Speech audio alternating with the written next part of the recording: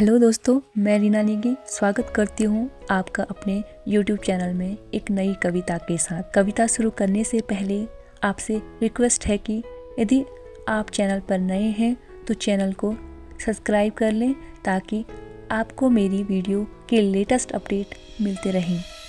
Video पसंद आए तो लाइक करें और शेयर करें और कमेंट बॉक्स में कमेंट ज़रूर करें। तो दोस्तों, आज फिर एक नई कविता के साथ सीता का वियोग। स्त्री थी वो सतयुग की, लक्ष्मी स्वरूपा थी असल में।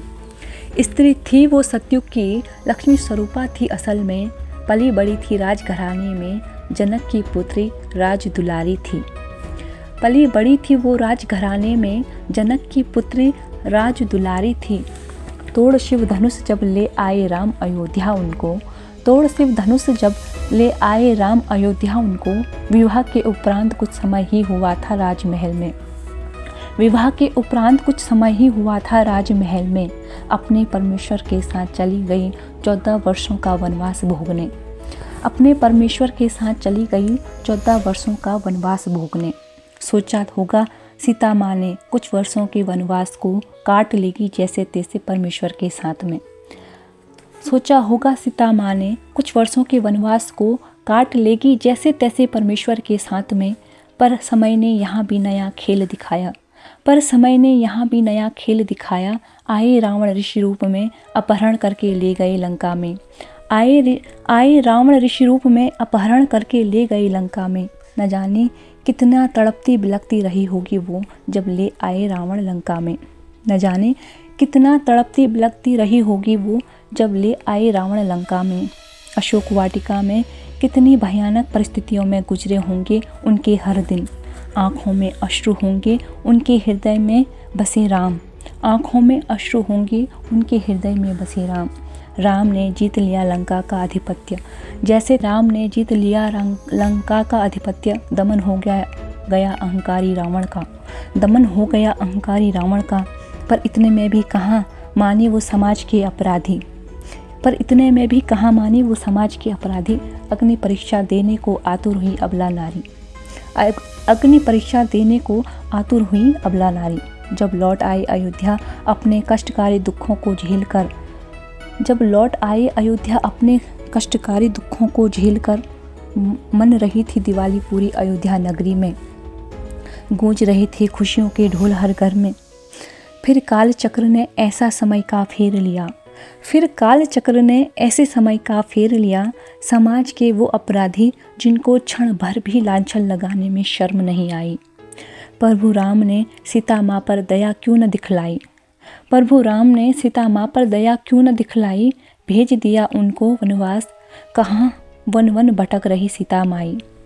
भेज दिया उनको वनवास, कहाँ वन वन भटक रही सीता माई।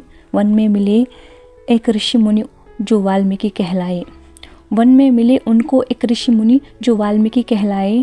शरण दी मुनि ने उनको, उनके आशीष में आगे का जीवन बिताए। अपने जीवन का हर दिन अपने परिवार के बिना उन्होंने कैसे काटा होगा, अनुमान भी नहीं है उनके दुखों का हमको। वन में जन्म दिया सीता माँ ने 2 पुत्रों को, कितना दर्द सहा होगा उन्होंने अपने जीवन में। चुपचाप सह जाती वो अपने हर दर्द को, विपरीत परिस्थितियों में भी भरण पोषण किया पुत्रों का। बिन परिवार के अपने पुत्रों को शिक्षित और पुण्य योग्य बनाया। जब खुल गया लव कुश का भेद तब जाके प्रभु राम को सीता की याद आई। जब खुल गया लव कुश का भेद तब जाके प्रभु राम को सीता की याद आई। इतने वर्षों के वियोग में कितना तड़पी होगी वो।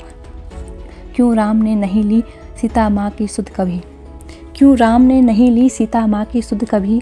क्या सृष्टि के विधान में लिखा था स्त्री के वियोग का दर्द, क्या सृष्टि के विधान में लिखा था स्त्री के वियोग का दर्द।